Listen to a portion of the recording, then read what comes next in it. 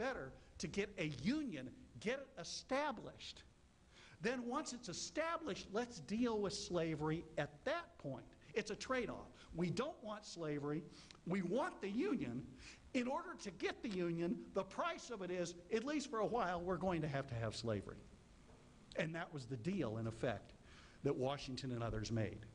The institution of slavery, contradictory as it was, had to be brought in. But look what the founders did. Just that very part of the Declaration of Independence that I was reading that Jefferson wrote, that all people are created equal and endowed by their Creator, endowed by God with certain unalienable rights. In other words, they're natural rights that people have.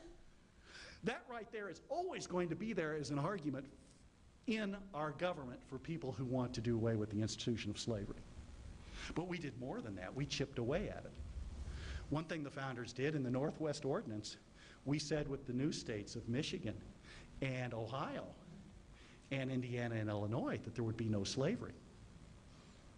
That was part of the Northwest Ordinance in the 1780s. So that already we're establishing no slavery in certain parts of the Union. After the Constitution was adopted, in fact most northern states very quickly went about abolishing slavery.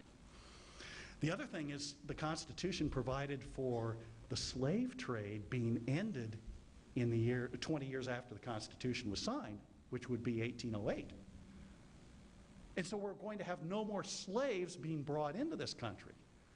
So what I'm suggesting to you is that we're chipping away at it, and that doesn't even go. We had to describe the evangelical spirit that we had, the Second Great Awakening in the early 1800s in the United States.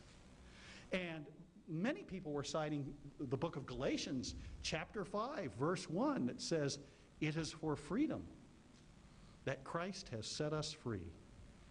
Do not let yourselves be burdened again by a yoke of slavery."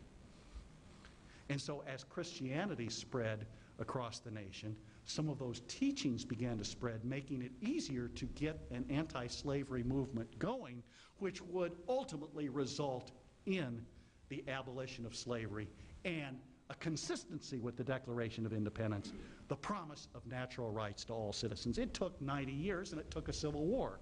It wasn't without some problems. But what I'm suggesting is the founders themselves made a trade-off.